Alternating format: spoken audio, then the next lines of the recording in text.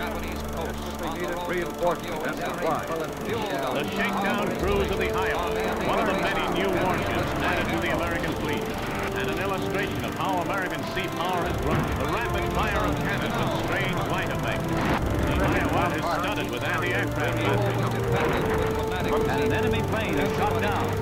And the Navy films a dive bomb attack on the sea. Ships took it. Men.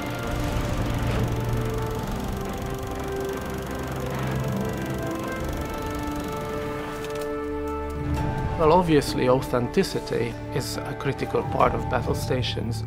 The game is grounded in history, and as such a lot of effort has gone into making sure that the content are as historically accurate as possible. I think the most intriguing aspects that we really brought into the game is the Japanese campaign for me. What we wanted to avoid was having a campaign where if you followed actual history, obviously despite the players' best efforts, you'd end up losing. The Japanese obviously had war plans where they wanted to take the war, how they would have pressed on, assuming that they were successful, and those have kind of been unearthed. So what we do in the Japanese campaign is we assume that the Japanese had won at Midway and each subsequent battle, and that they've managed to follow their plans all the way through to fruition. It's got a really solid basis in fact in history, while at the same time it is still an alternate history.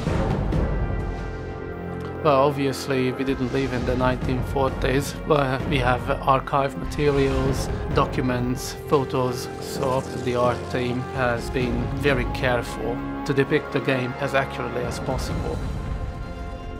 The technology we used in Battlestations Midway has been upgraded, upscaled in every major area. Now we have a lot more detailed environments. You will see lush islands, land masses. All the models, including the planes and the ships, have been upscaled. All the new models have been modeled in higher polygon counts. Realistically rendered ocean, which not only looks better, but actually adds to the gameplay. The particle count's really been upped now. You get billowing smoke, massive explosions.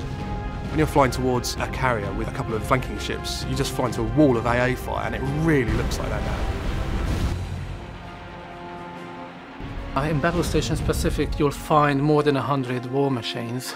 We added more than 40 U units to the game.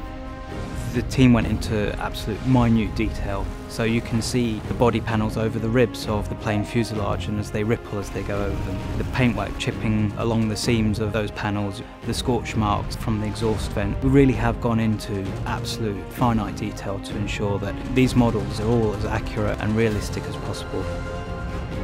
Another area of improvement were to bring in different weather effects and times of day into the battles. It was always pretty much the Pacific at noon on kind of calm seas. So what we've got now are really dynamic weather. So you've got stormy, lightning-lashed skies, you've got rain hammering down on ships.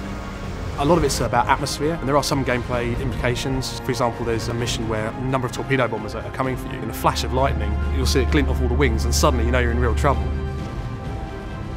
We've completely redesigned the map in Battlestations Pacific. The map screen has 3D units in it, so you can see different units moving around, you can see the planes banking and wheeling. You're able to control those and set waypoints and targets to direct your units, but you can also finish it off with an attacking command. So there's a filter system on the map screen now, so you can see the health of all units on the map. You can cycle through and see the failure status, so if a ship's on fire, if a ship's taking on water, you don't have to be in direct control anymore. You can switch to it quickly, set the repair crew, jump back to the map, see that another ship's guns have been damaged. Bottom line is there's a lot more information on the map, but it's been made easier to use and better looking. We increased the whole level of the water complexity, so now the water is semi-transparent. You can see down into the water, so you can see the hulls of ships, the seabed, and you can also spot submarines in the low level of water. Authenticity has been a really big deal for the team. It's something they pay a lot of attention to. So any history buffs or people who really know that their ships and planes are going to get a real kick out of it, those who don't are just going to get great looking units.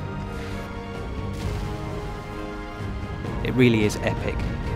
It's just full of action, full of excitement, and full of explosions.